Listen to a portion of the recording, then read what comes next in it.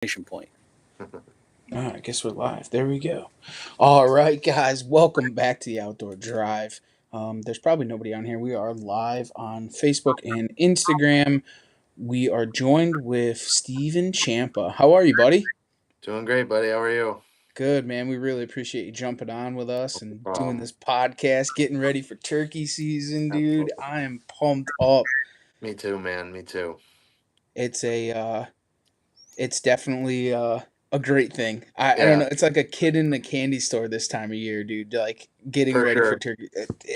Seeing some toms strutting around locally, get your trigger finger a little fired up. It's incredible, especially with just deer season pumps you up one way, but turkey season pumps you up in a whole different way. That's like it's untalked about, honestly. Because they communicate. Deer. Yeah, we get you sometimes get an encounter where you get a buck grunting back at you or grunting into you, but turkeys, you know where they're at the whole time, and they let you know. And when you can call them in, that's what just makes it that much more fun. And it's kind of crazy, like turkey hunting is one of those things where the guys who are diehard turkey hunters, it's a different breed of human being. Like Oh, in the aspect of like everyone goes, oh well, it's not that big of a deal, like if my neighbor shoots, my Tom or whatever, like it's all camaraderie. I'm gonna let you right. know. I might kill you for shooting my Tom that in the neighbor's truck. You know what I'm saying? Like, Yeah. I, The good news is you can drive a half mile down the road and find another I one. it's know. Yeah. it The other is. thing too, though, is like deer season is like a trickle, right? Like early season, it's like okay, and then you like pre-rut, and then mid-November it's fire, and then it trickles out. Turkey Right. season opens up, and it's like it's top notch, like day one, you know? From start to finish, it's good the whole time. Unless you get rainy days or bad weather days, Yeah, but but it's like Yeah. I feel like if it opened the first day you could deer hunt was like November 15th, right. just thrown right into the fire. Right. Yeah, we're turkey season. It's steady pace across the board. Yeah. Well, Steve, why don't we jump right into it, man? We'll put this thing right in four wheel drive. Why don't you tell everybody who you are, where you're from, and a little bit about what you do? Cool. So my name's Steve Champa. I am from southern New Hampshire. I've lived here pretty much my whole life. I didn't really grow up hunting that much. My dad and uncles, they would, we'd go up to Maine to our camp every once in a while, and we'd, every couple of years, we'd take the deer rifles for a walk, never shoot anything. And then when I was like 16, 14, I was like, I really like this. I don't want to go just once a year. I want to do this a lot more. So I used to, drag, excuse me. I used to drag my dad out, and he would go more or less just to accompany me because he had to because I was under the age of hunting by myself. And then once I could drive and had a vehicle, I was gone with the wind. I never stopped. Haven't looked back since. Don't ever plan on looking back either. But I mostly deer hunted when I was younger. Turkeys always interested me, but everyone always made it seem like there was all these special rules and regulations. And then when I found out how simple and easy it was, I was like, all right, I can do this. And I really got into turkey hunting when I want to say actually, I shot my first turkey on senior skip day in high school, which is pretty cool. Me and my best friend, we skipped school and we shot our first birds together in New Hampshire. And then I was like, I want to do this more. So then I started hunting Massachusetts because I'm an eighth of a mile from Massachusetts. I literally can be there in 3 seconds by foot.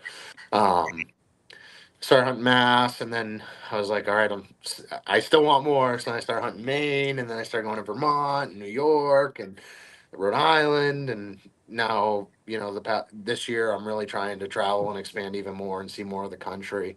Um, I'm planning on hunting Connecticut and Pennsylvania this year, which I'm really excited about. Just see some new turf and try to try to kill some turkeys in some different states. Give it a little bit more of a challenge because, as I'm sure you guys know, like when you hunt your home state, it's your playground. It's like it's nothing for me to. If somebody needs to kill a turkey, we can go to 3 or 4 spots and we're gonna hear birds gobble on every single one of them, and we're probably gonna kill them. One of the first, 3 or 4 groups we run into, you just gotta find that right one that's by himself, or one that wants to play. But I'd beg I to like differ. I'd beg to differ. We live in really, Connecticut. Yeah. yeah, So the thing with Connecticut, like obviously we have our spots, right? But right, like one of the things about it is is that they've come up with this whole five bird thing, and we talk about Right. it all. And I beat it like a dead horse, but Yeah. like it's really it's taken a toll on our population where it's made things a lot harder. Like Yeah. it's not what it was or it used to be, right? Right. Well, I mean, you get guys like all of us that live the turkey hunt, and if that's my home state, I'm gonna do my best to fulfill all five Yes. of those. You know, and I guess I guess that's a little selfish from a sportsman standpoint, but in the same breath, it's what I love to do, and if I Right. can keep going and keep hunting, I'm going to. So I would be hard pressed not to shoot my five birds every year down there if I lived down there. Sorry. Yeah, I know. I I'm mean, that guy, dude. you don't need to apologize at all because I would I do the tr- same thing. I try my hardest, but the thing is, you try to do it on, I guess, my own scale of conservation, right? Where like we work one block of timber, we kill a bird in there, and then I vouch to not go back in that block of timber within a couple of miles, and then I'll Right. go. You know what I'm saying? Because like you don't want to kill all those birds in that one area, but like it's the same thing as if guys go, oh, don't overcall turkeys, right?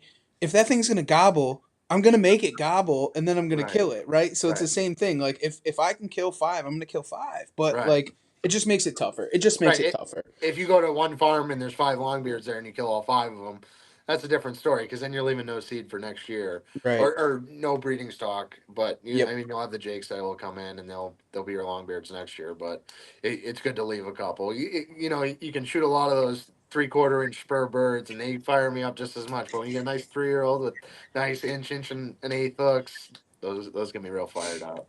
So are you trying to accomplish the whole 49 thing or are Yeah, you just okay? Yeah, and I'm in no rush to do it. Like, there's some people that are like, they got to do it now. I got to knock off 15 states this year. That's not me. I work a blue collar job. I'm a trash guy. I just, I can't afford to travel to 15 states in a year. I can afford to do, hunt the normal stuff that I do and go on a trip or two or even three a year. And I'm just gonna do it at my own pace. And I'm kind of, what I did is I knocked out. I obviously because I've hunted New Hampshire, Vermont, Maine, New York. I've started there and I'm going to start working my way south. And I did Florida this year. So I'm kind of, my plan is to work everything in between the Mississippi or east of the Mississippi. I've got West Virginia already, but I'll have to get, Kentucky, Tennessee, Jersey, Maryland, Delaware. I almost killed one in North Carolina. It was three steps and he was dead. Never hunted South Carolina, Georgia, Bama, Mississippi, Louisiana, all that stuff. I'm gonna pretty much just work my way south as I go, and every year try to knock out an early season bird to kind of take the edge off of Right. hunting around here. And I probably won't kill as many turkeys if I do that, which I'm fine with. But it's more about the experience and going and seeing places and being places I've never been before. I think that's the aspect I'm looking forward to the most is just seeing the country while hunting because Mhm. you get to travel and you get to do what you love. Oh, absolutely. And Yeah. be able to like kind of like you said, just take your time, enjoy it. You get Right. to just the I guess the purest side of it. Like just take it all in and it Right. is what it is because if you're rushing, like you see a lot of these guys they're like, "Oh, especially in New England states. They'll try and knock out 4 or 5 of the states in 4 or 5 days. But like what Right. is the enjoyment in that? Like you're not taking in the whole hunt. No, it's just kill, go to the next state, kill, go to the next state, and don't get me wrong, I've done that before between New Hampshire and Maine and Mass and New Hampshire. If I still have a tag and I kill a bird early, I've done that. But this is my home turf too. If I go to Nebraska, I'm not gonna jump in the car as soon as I kill one and fly and run to Kansas or whatever. But like you said, you get to take in a lot more, enjoy it, and if I got youth on my side too, I'm 28 years old, so Right. it's not like I got to rush to do it. I can I can take my time, but which I'm So looking forward to. I'll go back just a tad bit, and you had talked Yep, about like senior year and learning how to turkey hunt. Were you yep. just self taught, or like how did you go about learning and understanding what turkey hunting was all about? So somewhat. For probably my first 2 years turkey hunting, I was self taught and a lot of trial and error, as we've all been through with turkey hunting. Um, I missed. I would set up too close to the roost, or y- it- it- there's a million different things that you can do wrong turkey hunting. But I was self taught like my first 2 years, and then I started hunting with my neighbors growing up, and one of my neighbor's cousins was a pretty diehard turkey hunter. He started hunting New England when they first introduced turkeys, and Hmm. when the '80s when they first started having turkey seasons, and there was, I think he said there was either like 60 birds killed a year or 40 or 90. It was under 100 birds killed a year, and like they used to put it in the newspaper who killed turkeys because it was such an accomplishment. So I learned a lot from him. His name's Gary. He took me under his wing, and you know, I learned a lot from him. And then uh, even from there, I just kept forwarding my knowledge. Just kept going forward with my knowledge and learning and expanding and taking in stuff from different people and ideas. And we all have YouTube today. Everyone watches YouTube. Every time I watch a YouTube video, oh, okay, that's where and I play back a hunt in my own head. Oh, that's where I messed up, or that's something I could have done different to better that hunt. Hmm. So there was a lot of that, but there was a lot of trial and error, a lot of mistakes, a lot of stuff that I look back on and laugh a lot at. Um, but yeah, so it was a mix of self taught, and then as I started to get the grasp of it, I got knowledge from a very seasoned turkey hunter. So it compiled into what it is now. And I guess the good thing is that with turkey hunting, like you can fail a million one times, like we were talking about before, and just roll Right. down the road and try again. Yep. Like it is what it Yep. is. It's not like a big buck where he's he's got you or you boogered him up and he moved out. Like you go back two Right. days later, you get that thing back gobbling and he's back in your lap in no Right. time, and then you can Yeah. fail again. Right. I had that happen in New Hampshire 2 years ago. Me and my buddy Brett were trying to film something, and he's like, "Just save a tag. We'll go later in the season." And I ended up missing a bird in one spot, like I don't know, first couple days of the season, and finally the weather was looking junk, and our schedules weren't lining up. And I'm like, all right, I'm gonna go see if that bird's in there.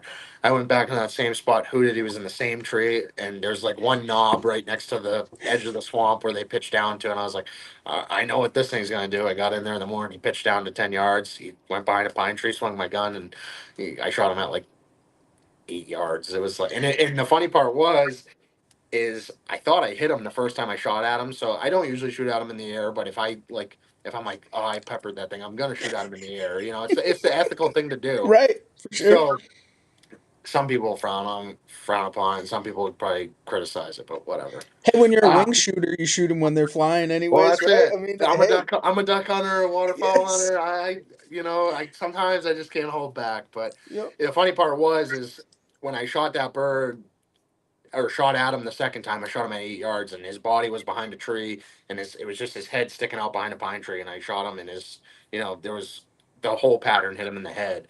But when I was cleaning him, he actually had one number 9 TSS pellet in his butt. So I was like, I knew it was the same bird. There was no doubt about it. It was unmistakable. Unless someone else happened to shoot him with number 9 TSS, but it's pretty unlikely in the same roosted in the same tree, pitched down to the same knob. It's got to be probably the same bird. But like you said, you can go in if you mess up, you go down the road, you find another bird. Or you get on him in a couple of days because he's Yeah, gonna do the same exactly. thing. Yeah, Like exactly. it's, hunting in New England, and especially northern New England, like the areas where you are, where no permission is needed, where you can, not post it, you can hunt it. Like, Right. does it make it a lot easier to be able to go in and chase after these birds? It does, especially in Maine. I would say in Maine mostly because there's just so much ground. Like southern New Hmm. Hampshire is pretty developed and it's pretty suburban. Um, So it's really about knowing the lay of the land around here. Like if I've had friends come in from out of state to turkey hunt, and they're like, "Where are the turkeys even around here?" And it's like, okay, you got to get into this pocket from this power line or from this pull off, or it's a lot of stuff like that. But I would say Maine and Massachusetts are really great for that because you can just if you see a bird crossing a cow pasture, if you see it crossing a road, you can drive up the road. Okay, where can we park? Okay, we'll park here. Not posted, go in, and we'll yelp at them and try to call them to where we are or whatever. So one of the things that we had seen with Maine is like, so we hunted southern Maine, like the Yep. Bangor area, and one of the Yep. things that we found with that is like the non-posted land is like public land. Like Yeah. it seems as if like everybody hunts the same farms and does Yep. the same things. We Like, have a lot of that around here too.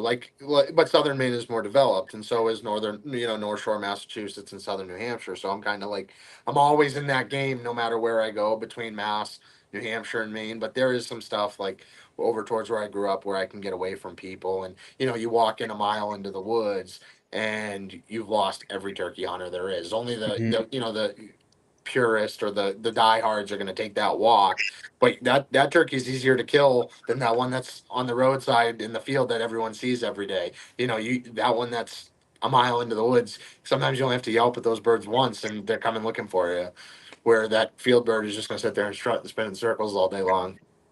Yeah, and that's one of the things that like those birds that are that deep public land where we have the same thing here. Like you have your Yeah, urban areas, the shoreline and stuff like that, and then you start to get up towards that Massachusetts area, yeah, and those birds you start getting deep down in public, man. And that he might be a 3 4 year old, he might be a little bit tougher, but I'll tell you what, he still comes in gobbling. You you're can still gonna kill him, do but it. you don't have to Yeah, worry about him. Like those ones that are by the street and everybody's called at him. He's heard every turkey noise from every wannabe turkey yeah, hunter yeah, within 100 miles. Like, Everybody's roosted them every night. yeah. Everybody stops their truck there in Owl Hoots every night. you You can hear them Yeah. from the parking lot. Everybody else is heard them from the same parking Yeah, lot. exactly. know, Oh, I'm the only one that knows about this turkey. No, you're not. no, you're not. No, no. Anybody Yeah, who likes to hear a turkey gobble is gonna make him gobble. It's just the way it goes, right? yeah. The What? the the stuff that's around me, I've had a lot of times where like I've roosted birds, or like opening day, you go in there and you think you're alone, and then all of a sudden you can hear somebody crunching up behind you in the dark. Like I had that happen. Me and my buddy Lucas were hunting together like 3 or 4 years ago, opening day, and we still killed two birds in that piece. But it was someone I knew ended up this. Well, I didn't see your truck. Well, I told you it was somebody I knew, and I told them I was going there, and they're like, "Oh, I didn't see your truck," so I went in there, and he ended up actually the birds pitched down below us, and then he busted them up, and they came up to us, and it worked out. It was kind of a blessing in disguise, but it we definitely run into that around here Mm. too. It's the inevitable no matter where you go. Like you said, those visible birds are. You try. I always try to kill those birds opening day because that's your best Yeah. chance at them. Right. Right. Those are my opening day birds. The public visible birds are the ones that I always try and knock out of the park first, and then I'll go to if I have permission somewhere or private or something that's more secluded. That's usually my Right. mid season, late season tactic. You know What? you're in a bad spot when you're working a bird and you want them to stop gobbling because every Yeah. time it gobbles, there's more of a chance to call in more hunters. And Right. you're Right. Right. hurry up and get over here and stop talking because Yeah. Yeah. Just come running in, nobody please. else is hearing you gobble at me. So Yeah. Yeah. quick. Yeah. One of the things that I do to kind of stop that is I take out a lot of youth hunters. So Yeah. I'll bring them into the most known spot that I know where there's a ton of turkeys and I know Yeah. there's going to be a ton of turkey hunters. On And I opening just, day. oh, we go I in do there the and same. just I do the cream same on thing. them. I do the same thing, and it's not to purposely be spiteful or but if they're gonna get shot up by guys that have killed 50 turkeys in their life, or you're gonna get a kid their first turkey, I'm gonna take a kid in there, and they're gonna get their first bird or their second bird, or just make the memories for them, or get them intrigued, or interested in the outdoors and hunting, and be good advocates when we're no longer here. Yeah. It's So super important because those kids, and turkey hunting is one of those things for the youth that like you can change a kid's life. Like, like us, like myself, story very similar to yours, honestly, Stephen, where my family deer hunted a ton. We did a little bit of this, a little bit of that, but not. I mean, we turkey hunted. Like my pops brought me up to Maine and stuff, and that's where I learned how to turkey hunt was yeah, through, one of those, an outfitter we paid and whatever, yeah, and that's how we learned. It wasn't much turkey hunting here, but I didn't really get to turkey hunt a ton. So like to give it back to those kids where they oh get to be yeah, able to go with somebody who kind of has like a clue what's going on, it's right. it's kind of fun and you could change those kids' lives, like truly change their lives. Yeah, you can take a kid that has a rough home life or just has no interest in the outdoors, and you can just ignite that fire like it did for guys like you and I, Hmm. which is crucial.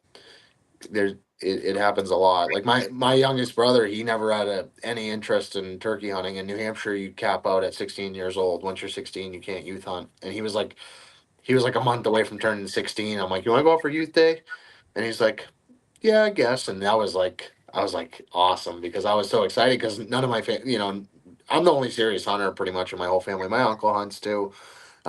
He hunts a good amount, but like none of my brothers or my dad really took to it. So um, when my brother wanted to go, it meant the world to me. So we went out opening day of youth season, and we got boogered up by other guys that had the same plan we did. They went to the very visible, known birds, and they ended up shooting at them before we did. But we left there, and he killed 2 birds in an hour after that, and he was shaking so bad when those birds came in. He was all fired up, and it was weird because he loved it in the moment. I mean. And he smoked both birds he shot. He made great shots on them, and he did really good, but it never stuck with him. He in the moment, I would have sworn he was going to be a turkey killer right then and there, but it never stuck, unfortunately. But he had a good, the only hunt he's ever been on. He had a great hunt. What do you think your favorite state that you've hunted thus far is? Maine. Really? Yeah, Maine. I like Maine just because you can hunt all day.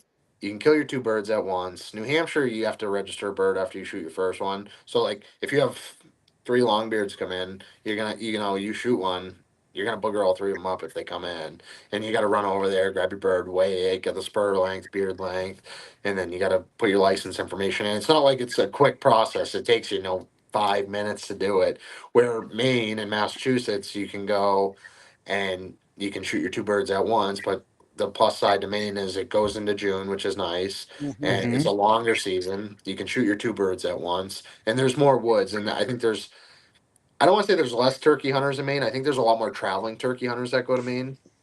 But I think I just like the all day thing because I've killed birds at 1 o'clock in the afternoon. I've killed them at 4 o'clock in the afternoon. I've killed them at 6 o'clock in the afternoon. It's just if you can find the right bird in the right situation, you can kill them later in the day.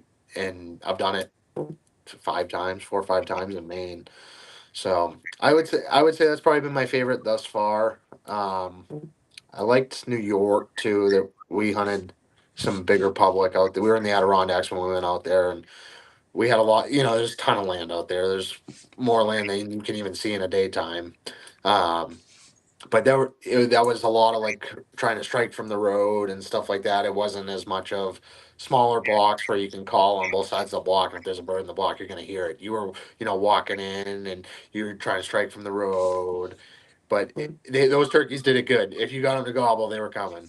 But I like that too. I like turkeys that are interactive. I don't like when you're hunting turkeys like deer. I want I want a good gobbling turkey that's going to come in and give you a good show because that's what we all live for. We all live for that thrill of the next gobble and that bird that just comes in and does it right. When you're sitting there in the hardwoods and you're just waiting to see that redhead just poke up, that's the best in my opinion. I'd have to agree with that because, Yeah. and we say it all the time. Like, I'll never shoot a silent bird. It won't happen. Like, It's not that I wouldn't, but I'm just Right. saying is it won't happen because if it's not gobbling, I'm not I'm not. staying there. I'm not I'm the sitting. same I'm not. way.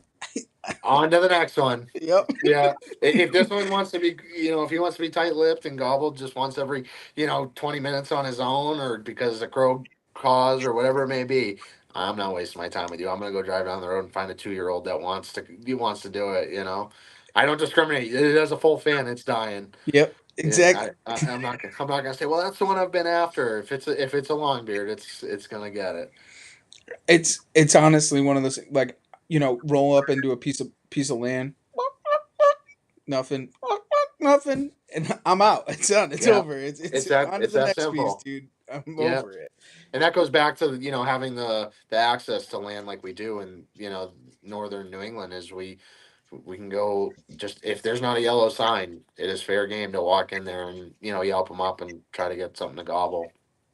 And so with that, like you literally just bounce around, running around from piece to piece to piece, just My looking for something. my truck is my best friend come turkey season. I cover because that's the best way to cover the most ground. You Hmm.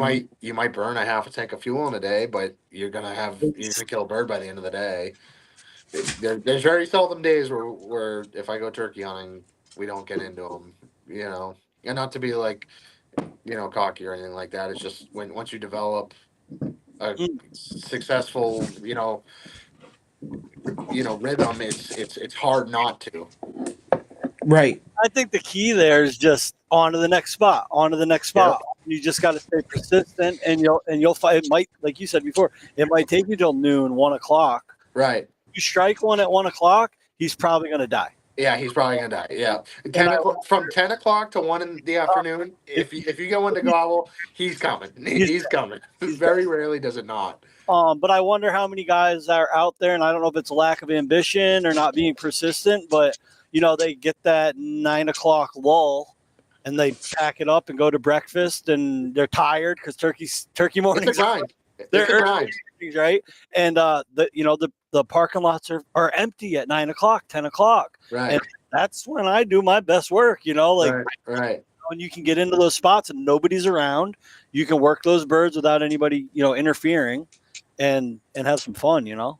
If you want to be a diehard turkey hunter, you better just forget about sleep in the spring, because you're out there till 8 o'clock at night roosting birds, 8:30, and then you're coming back and waking up at 3:30 in the morning to get right Mhm. back after them. And a lot of people, by, like you said, by that 8 o'clock, 9 o'clock hour, I'm too tired. I'm going home to take a nap. Where I'm not quitting until I can't. If it's a noontime state, I'm not quitting till 12 o'clock. And if it's on a hunt all day state, I'm going right until I can't anymore.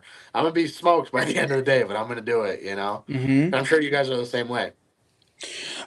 Yes, yeah, absolutely.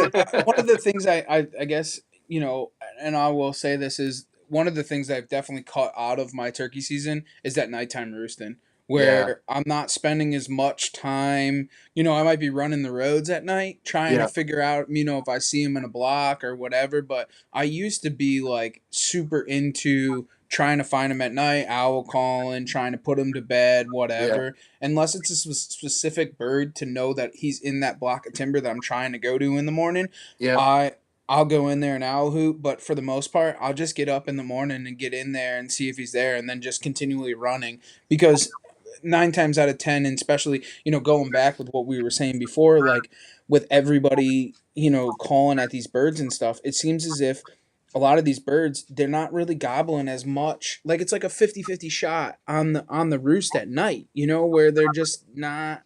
If you get one by themselves, though, they gobble good on the limb. Oh, for Like sure. like there was one time last year. I mean, I could have slammed my car door. I could have just sneezed and he would have gobbled. He was just, Hmm. I'm over here. He wanted to let the world know. And but I don't. I'll roost birds, like if I know I'm taking someone out, or if I know like it's opening day, I'm gonna go roost birds. But Of course. to just do it every night just to go find where turkeys are, I'm not doing it. But No. if someone's driving from Connecticut to come up here and turkey hunt, or New York, or Maine, I'm gonna do my best effort to try to get them in the game first thing in the morning. But and if I have a tag in my pocket, I'll probably roost. But other than that, it's not as often as when there's not people in town. So that was me, like with like youth or whatever. Like I'll go in there, see if I can get him a gobble. But even Yeah, if he doesn't gobble, I'm still going in that block of timber. But I was just trying to figure out where he was and what tree he was in to try and move in on him or whatever. right. But like, I just sometimes, it's funny. We have a really good buddy of ours, Matt Weddish, who we actually do seminars and stuff with, and he was the one that was like, "Dude, you roost at night. Why are you wasting your time? Like that's the craziest thing." And then he tells this story about how he was public land hunting in New York, and he had seen a ton of birds going up into a roost, up into a roost, up into a roost, and he went in there and he sat in there, and the guy comes down in his truck. Nothing. Like three trucks come by, and finally on the third truck, they still didn't make no noise. And he No saw the kidding. birds were up in there. He went Right. up in there the next morning, called them out of the roost, and shot the bird. And it No just kidding. opened up my eyes to how ineffective it is, and especially by us. Like if you think about it, there's a ton of dirt roads that people do it, and I'm that guy. Like I was that guy. Like I'd run 100 miles of dirt roads and then have nothing. You know what I'm saying? And then I would skip that spot, and I'm like, "Are you kidding me?" And then you go back on it, and sure than shit, there's Right. birds in there. First thing in the morning, Like they're gobbling in there. And I yeah, think you definitely see that more with pressured turkeys too. Like hmm the ones that, like you said, have three trucks pull up to them at night and get owl hooted at. They're gonna learn the game really fast. Earlier season or less pressure, it's definitely they're more susceptible to gobble. For sure. I'm a not like if I do roost a bird, this is like it's the polar opposite of what you just said. But if I'm going out because it's opening day or whatever, like I will literally like creep through the woods at last light with binoculars, and I'll be like, okay, he's on that limb.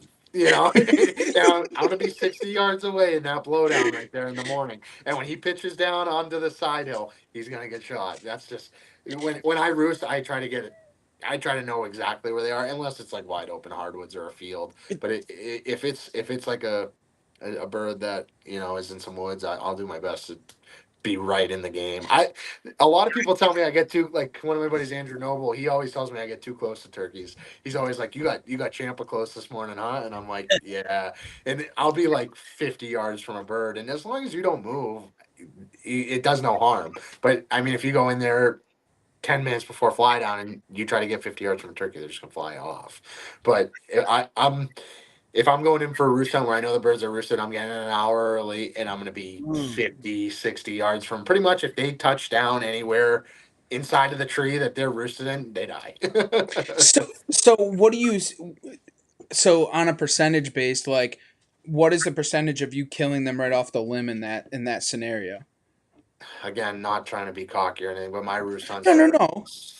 I'm going to say 85, 90%. My roost Okay. hunts are a very high success rate. Like because it's also part of my schedule at work too. When I hunt New Hampshire and Massachusetts, those are the two closest states. I work right on the border as well. I'm a mile from Massachusetts where I work. So I have to be to work at 6:45. So I get an hour before work if I still have a tag in my pocket. So I've just developed a really good system that works for me for roost hunts is getting close and if it's a woods bird, if it's a field bird, it's a different story. But if it's a woods bird, I'm getting close to him and I'm hoping that he pitches just, when they just dump out of the tree and just flap their wings. And that's usually what I try to do is just be really tight to their roost. But my percentage is really high with roost hunts. On those hunts, are most of those, are you familiar with the exact area they're in? Like, do you know there's like a flat there or some kind of knob with like prior knowledge? Yeah, because usually, like I said, I'll go in there and I'll be in there with binos. If I still have a tag in my pocket, I'm going in there. Okay, he's in that tree, and I'll look topography wise. There's been times where I've had to look at maps on my phone because No. I've never hunted the woods, or I've been in there once or whatever the situation may be, and I'll be like, oh, okay, he's roosted right there, and there's a knob right there, and that bird that I was telling you about that I shot at 8 yards and I missed him earlier, or I didn't miss him, but I hit him with one pellet in the butt.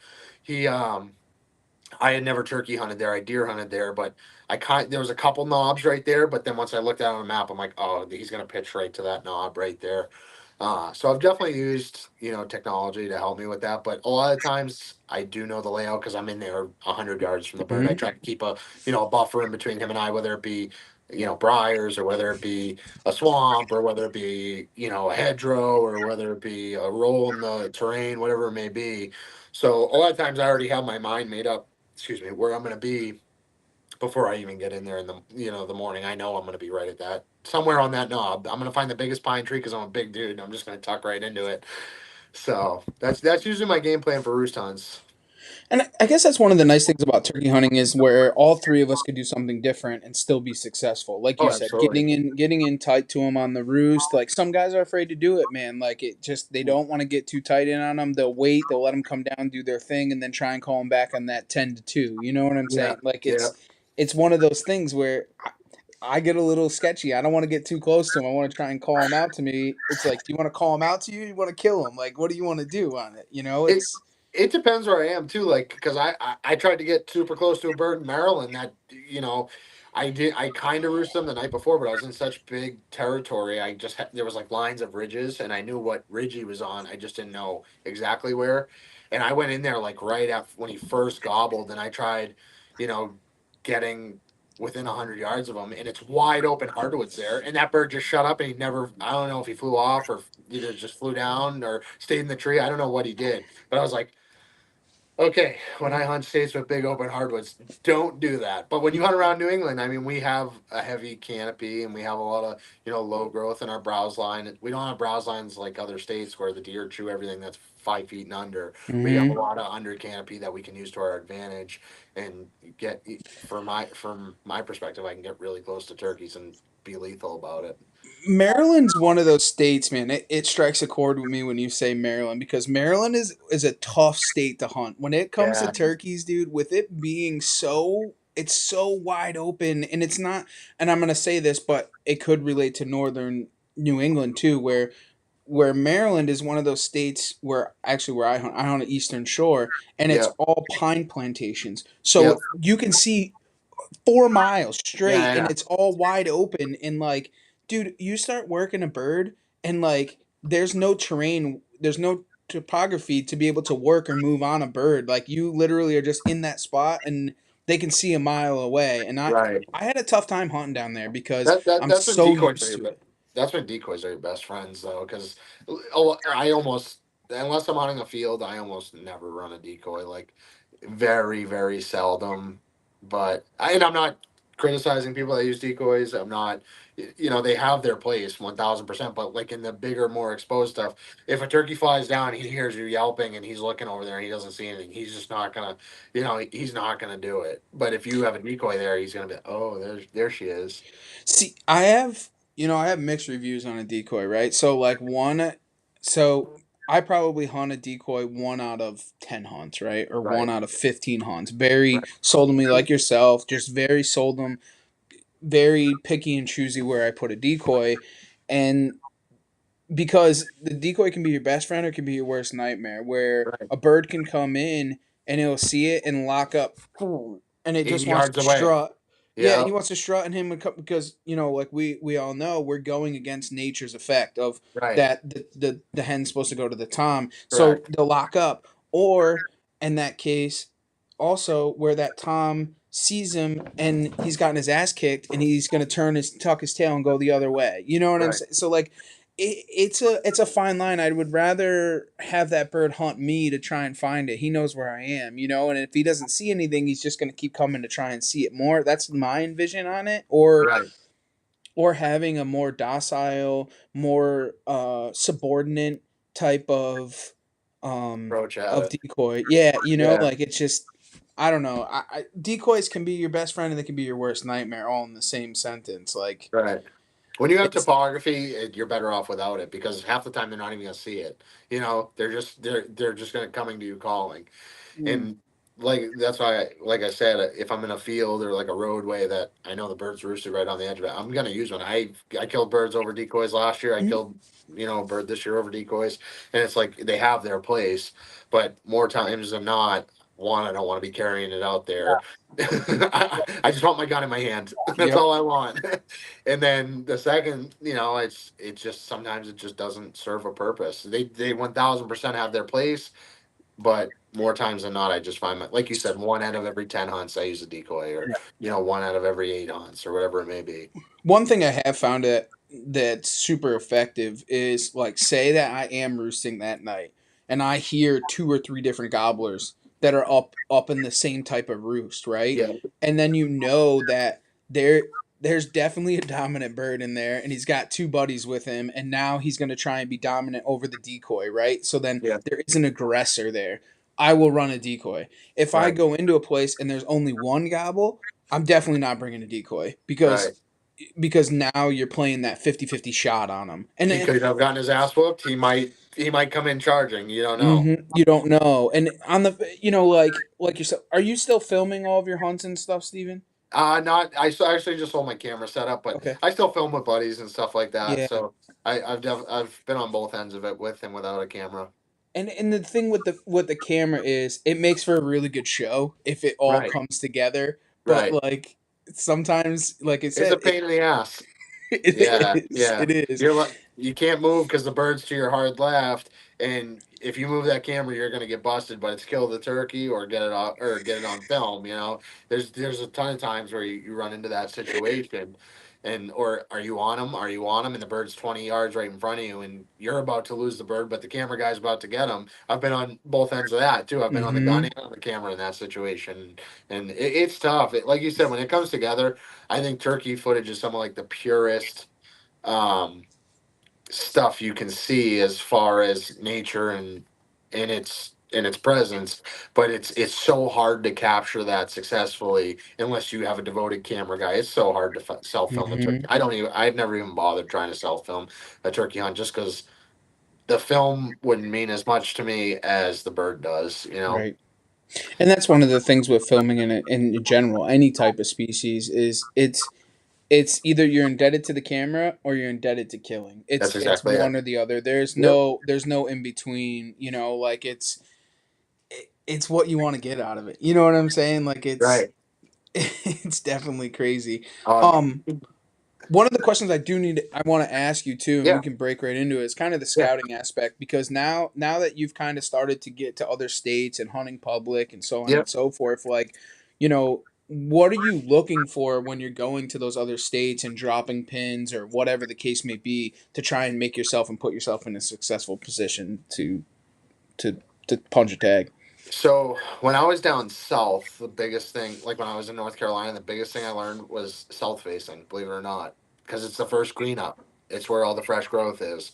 So when I was, or burns, if you find if you find a burn that's smoking from, the fishing game or fishing wildlife, whatever, doing a burn, if that burn is smoking, there's going to be turkeys in it. They are scratching through that stuff just like a chicken would, they're all the same. They're all birds and they're gonna, they're scavengers. So south facing and burns were definitely the hot commodity down south. But when I go into like a state that has a lot of topography and terrain, like Maryland or New York, Maryland's like my grudge state. I got to go kill one down there just to do it, just to make myself feel a little better. But I always just try to look for like the highest point where I can hear in a lot of directions, and I'll look for like in Maine, I hunt a lot of clear cuts, like or select cuts, because there's always a lot of turkeys in those. I try to stay away from the field birds just for the sheer aspect of everybody seeing them. But I'll try if I see an area that's got a lot of terrain and I can see a big clear cut or um, a dairy farm or whatever. There's going to be birds somewhere in that block, so I'll just get high up in there and I'll listen and I'll just make my play from there.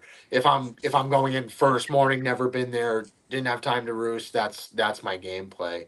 But a lot of times if I'm in a state that has, some topography or even just a good road system, I'm just gonna boogie and just hoot and hoot and hoot and hoot. Or if I see a bird in a field or crossing a road or something, if I've made mistakes with that when I was younger, when I first started hunting Vermont, I would see turkeys, a half hour before fly up and I'm gonna go find a different one. And it's like, why did I leave that turkey? There was two longbeards in that field.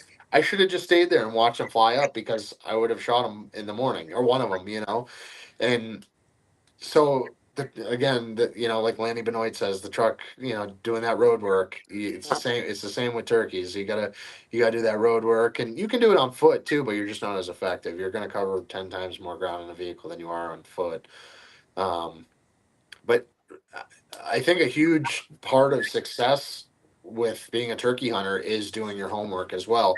A lot of people, there are people that can just, I've done it where we've had days where we've gone into pieces of woods we've never gone into before and we've filled all of our tags. And those are some of the most memorable hunts because it's so unexpected. It's so natural the way, it happens. But if I know if I know where I'm going, it makes it definitely a little easier. But those those unexpected hunts where all of a sudden you just roll up into a piece of woods and you're sitting there and a bird gobbles there and there and there and there's two of them over there and there's one over there and that one kind of sounds like a Jake, so we're not going to go after that one.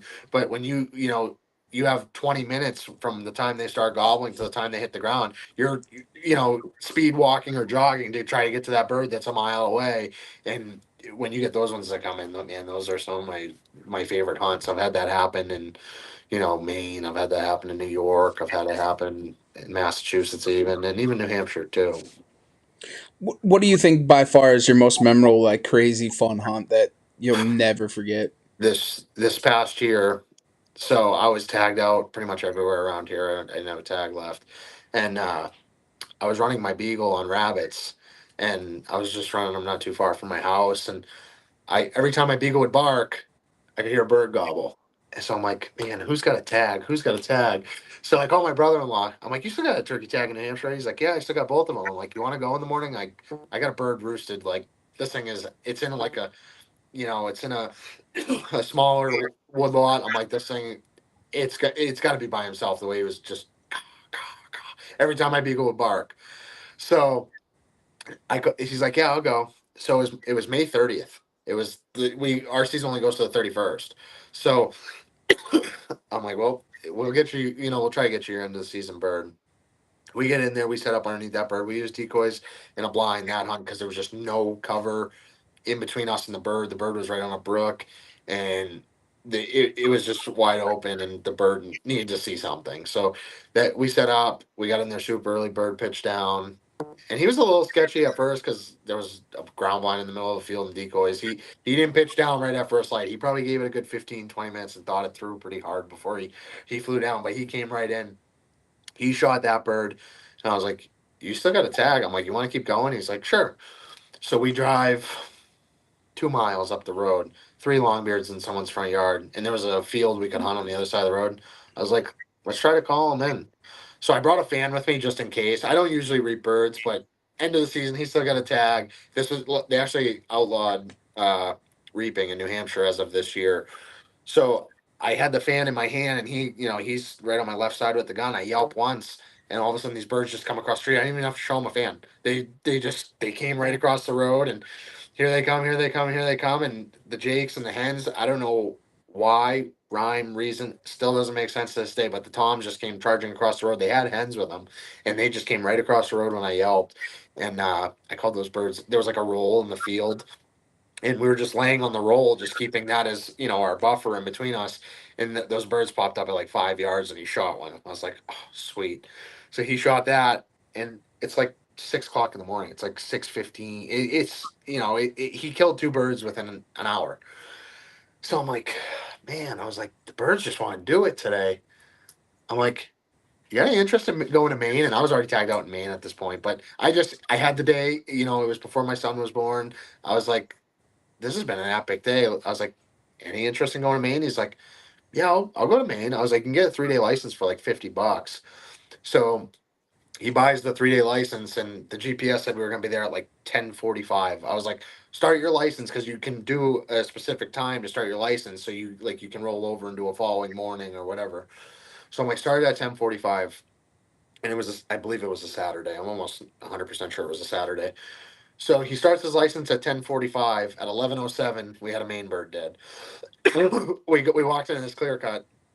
I called once. There was one bird gobbled, and there was two hens. We could hear them cutting, and I just kept whatever they were firing at me. I was firing it right back at them. And the two hens came right up to like 5 yards, jumped up on a log that was next to us, and they were just doing that thing where they're batting their eyelashes and closing their eyelids and trying to depict us, but they couldn't, and they just kept walking up the hill. And all of a sudden, the gobble just keeps getting closer and closer. Those are his hens, and that bird came to 8 yards, and he shot him. So it's 11 o'clock the same morning. He's killed three birds in two different states. So we just got into the piece of woods. We just left the truck. I think we got there a couple minutes after his license started. It was, within 10 minutes of us being there. So I'm like, all right, let's go to the other end of this piece of woods, and we'll just call along our way there. So we get to the back side of this piece of woods, and we cut through there was a solar field they were installing. So we walked around that, and then we got out into this field, and I yelped once, and I'm like, huh, what are the odds of that? Now it's like 11 o'clock, it's like 11:30. It's that perfect time. It might have been like 11:45. And it's that time where, like you said, if one gobbles, he's going to die. So there was a barway in between the two fields, and we just got right in the barway. I'm like, they're gonna walk this bar, 1,000%. They're gonna walk this barway. These two toms come. We're watching them the whole time from like 250 yards. Come in, and they're just coming, and I'm watching this bird at like 20 yards. I'm like, shoot. He's like, I can't see him. I'm like, and we're shoulder to shoulder on a big oak tree. I'm like, shoot, and he's like, I can't see him. And all of a sudden, the other bird, the second bird that came in, pops up, and he shoots at that and misses. And I just like instantly face palmed, and that bird flew, and the other bird just ran like 10 yards and stopped, and he flattened it. So by like I think it was like 12:05 or 12:06, he killed four birds in two states, and every single turkey we called to died. Like every group of turkeys we called to, one of them died out of it. It was probably it was like, man, it's noontime. He's like, any other states we can go to? I'm like, nope. But it was pretty memorable. It was a good day, and he's only shot maybe probably 10 turkeys in his life, 12 turkeys, and he killed 4 in one day. I mean, you can't get much better than that. Neil Pendleton asked, "How many states has Champa killed turkeys in?" Maine, New Hampshire, Massachusetts, New York, West Virginia. I'm at 9 right now, but this year I 40 might. to go. Yeah. I'm hoping to knock PA and CT off this year, and then I'll probably put in for Jersey and Maryland or Delaware next year, and because that's all within 6 to 8 Those are hour drive. those are both draw states, right? Yeah, Jersey, Yeah. but Jersey has surplus tags, but I heard it's pretty rugged hunting down there. There's a Mm. lot of turkey hunters, but Delaware is a draw state, and then Maryland is over the counter. But those are those are like I said, I'm going to work my way out of New England every year. Steve, you mentioned cuts a couple times. Yep. Is that more food source, you think, or nesting, or both? I don't know. It just seems to be like where there's a cut, there's turkeys. I Yeah. don't. It's probably a mix of both because when you get that, those 2-year-old cuts, there's a Mhm. lot. It's a high sem count area, and it probably does make for really good nesting for the hens. And I think it's just good visibility for the turkeys too, because in those denser, conifer and spruce woods, it's really hard for those turkeys to see, and it's easy for predation to happen in those woods. And when they can get into those cuts and they can see, it's like almost them being in a field. They can see a lot more than if they were in a spruce thicket or whatever it may be.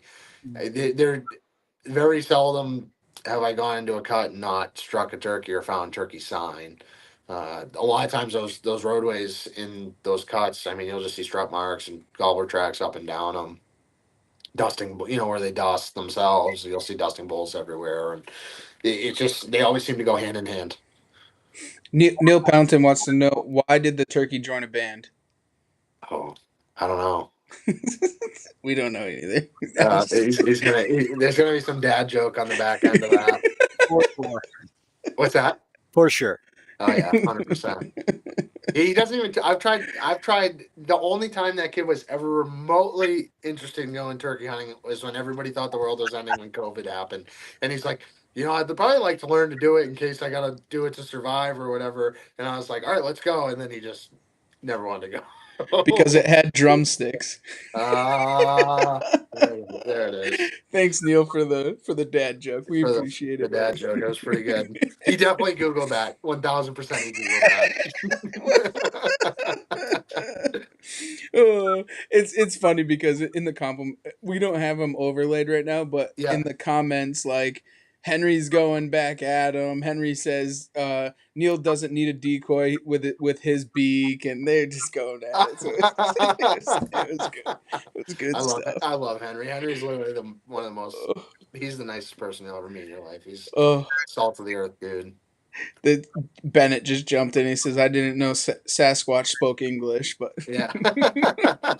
Every time I do a podcast, dude, there's one in every crowd. They always comes in with the good jokes. We got always, now. yeah, we have a handful of them. Oh So, yeah, good. well, Steve, I have one last question before we cut you off, man. You Yeah. might have heard it, might not have, but we want to know what drives you outdoors. It's just my burning passion, man. It's my happy place when I can just go into the woods and be, I don't want to say I'm a loner because I'm a very sociable person. I love being, interacting with people, meeting people. I live for stuff like that. That puts me in a different happy place. But when I'm hunting, I can decompress, I can relax. It brings back good pastimes for myself and from my younger self. And I just it makes my world go round. It's on my brain every day. I think of hunting, and I'm hoping that my son is a hunter. I'm never going to pressure him into it, but I hope I get to share the same passion with him, and it's what I live for. My wife is a trooper. She is, without her, she definitely help support my passion. And she, if she has to, not do something to so I can go do something, she'll be the first to do it. Which, for it, it can be selfish on my behalf, but she enjoys that. It makes me happy. But it's definitely, it's my life. There's That's no doubt about it. and we ask everybody this question. I mean, we're at almost 300 episodes, and we ask Yeah. everybody the same question, and everybody, it all comes down to the same thing, but it's always a different answer, and it's just great to hear it. Like, Yeah. honestly, like what burns you, man? What burns inside of you to make this all happen? Yeah. It's It's true, incredible. and I think most serious outdoorsmen, they all have that fire in them, but some just wear it on their sleeve better than others too. Hmm. Yeah, I think there's some guys that focus more on home life and are some more silent killers, and or just don't have social media and are silent killers, or there's some guys that put everything on social media to share with everybody, and sometimes I'm a mix of everything. There's sometimes if I'm proud of something, I'm gonna put it on social media because it's me sharing it with the world. And there's times where I shot turkeys and deer and I just don't even bother, and I enjoyed the moment, my family enjoyed the moment, and it made me happy. And I think that's one of the things too, like with a lot of people, like everybody has their own way of doing it, man. Like somebody might be happy with shooting a spike buck, or Right. somebody might, you know what I'm saying, or shooting whatever, and it just makes them happy, and it's what they Right. want to do, and that's the great thing about it. And we say it all the time, like hunt your own hunt, man. Like You're right. whatever it is to you, dude. Like if you want to chase 180s and shoot one every 3 years, then so be it, man. That's your Right. hunt. That's what you want to make of it. If that's your prerogative, go for it. And dude, I am the. I love hunting, and I love shooting deer, and I love shooting turkeys. And some of my buddies, they're like, you have this 150 on camera, or this 140, or this 160, or this 170 on camera, and you shot that 100-inch buck that came by. Yeah, I did. He made me giggle. He made me feel good. He made me happy. He made me excited. Yeah, you're damn right. I shot him. I am guilty of that through and through. And that's like you saying, hunting your own hunt is, if it makes me happy, and if it's gonna give me a good memory and a good experience, I'm gonna do it. Yeah, and it's one thing that we try to like strive for, like, like be proud of what you're, don't ever say like, like, oh, it's not the biggest deer in the world, or it's not this, or it's not like, who cares, man? Like, And what do you owe it to you hit anybody? you hit the nail on the head right there. I think there's with this world of social media and stuff like that, there's a lot of people, and I'm not trying to degrade anybody by any means, but there's a lot of people in this world now that hunt for the wrong reasons. They hunt for that Hmm. thumbs up button on Facebook. And like I said, I've posted stuff on Facebook because I was proud. It made me feel good. But if you took away social media, I would still hunt turkeys in the whole Northeast. I would still, shoot as many deer as I do. I wouldn't change a single thing about my life. Where there's some people that, if that blue thumbs up button went away, there would be a lot less, hunters out there. So it's one of those things that you see a ton, and like probably like yourself, Steven, you've been involved with different groups and all kinds of stuff like that, and you see these Yep. guys that come and go constantly, Right. and they get upset because they didn't get 250 views or 250 likes or Yeah. whatever the case may be, and that's not why we do this. Like that's Right. not, when we were in high school, skipping school to go kill gobblers. We didn't care if somebody knew on social media, man. We were shooting them in the face because that's Right. what we Because did, that's what dude. we And there's love. Yeah. there's three of our buddies. No. The only thumbs up we would get is from our three buddies that we text that we just shot a turkey. Like Exactly. Exactly. And like you said, hunt your hunt and do what makes you happy. And I really hope, I really wish that more people would do that and live in the moment, mhm. and soak it up in its purest form. And it's one of those things that, like, and listen, I'm 100% guilty of it. 110%, man. Like, when I had first gotten to filming and all this stuff, and you try and shoot big bucks and this, that, and the other thing, and you take away from your family and your friends of hunting with them and the camaraderie, and just one day I just happened to wake up and I'm like, what in the world am I doing? This is not Right. who I am, and you Right. can't be that way, dude. And it's one thing, watching yourself through social media, like I watching you, like, you don't care, man. You have the biggest smile on your face. You don't care if he's 80 inches or or, 200 inches. you're Like, right. Whether it's 130 or 120 inch buck, or it's a basket rack 8 pointer. They all make they make me happy, and that's just I think that's part of developing as a hunter too. Like I used to shoot everything that walked by. If it had dots on it, if it had spikes, if it had one antler, if it had broken antlers, I used to shoot everything. And Mhm. probably the last 4 years, 5 years, I've started to slow down. I've become more selective with, what I shoot and what I deer hunt, and they that stuff just doesn't excite me like it used to. It's more like oh, I gotta drag that thing out of here now. It's not gonna fulfill my self joy. It's not gonna make me happy. Where if I shoot a 130, it's like, man, I worked my ass off all summer for that thing, or I scouted or I hunted this deer hard, and this it happened. Those are the moments I live for now versus younger. It was just shooting a deer. Now it's seeing your hard work pay off. mm-hmm. Yeah, I feel like you make a good point there because, like you said, growing up, we shot everything that walked. Oh We, yeah. we didn't pass. If I passed a deer, my dad would kick my ass. You know what I'm talking? Shoot them all. He'd say, shoot them all. Shoot them all. Right. But because of that and growing up that way, it affords us the opportunity to be a little bit more selective now because we've been there. We've shot those deer, and I can let them walk. Like you said, they don't do anything for me now. Right. But now, not to knock anybody, it's not really their fault. But these kids coming up now, they didn't really experience that, and they're coming into this hunting industry that sets the standard where you only shoot mature bucks and big bucks, and like they're not getting their numbers up. They're not. Not many people went through the school of hard knocks. Right, but they skipped all that. Right.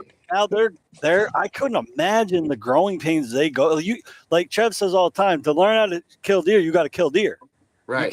You don't learn how to kill deer by passing deer. Right. So, but they're brainwashed into thinking they can only shoot mature bucks, Right. and they're passing all these opportunities to put blood on the ground. And better themselves as hunters, because even from post shot, even after you already kill a deer, you're gonna learn stuff. You don't know what to do. Right, exactly. Yeah. And that's in all these big buck killers across the country where they have all them 130s, 140s, 150s, and all of us, we're in our early 30s, man. We're starting to get to that point where we're starting to get them 125s and biggers on the wall now. Like we're getting Right. to that point, like all of us, we're in that stage where it's hardcore. Now it's time to put the big horns on the wall.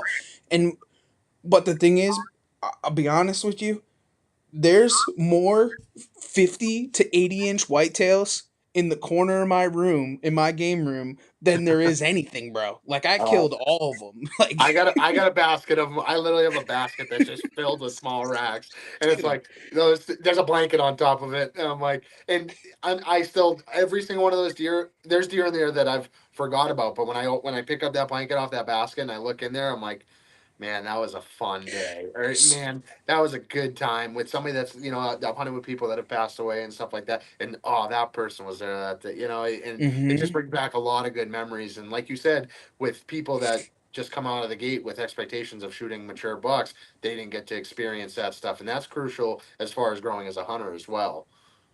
Well, the other thing too is they don't have the woodsmanship. So Right. like how many people and Steve talks about this a lot and so don't I, but like how many people do we know that are new into the industry or the sport, we'll call it, and they've never hunted without a trail camera or they've Right. never hunted, you know what I'm saying? So like they don't even know like how to Oh my go into God. the How woods and about without hunt a or smartphone? There's a whole generation of people that have never been in a tree stand without a smartphone Right. in their possession.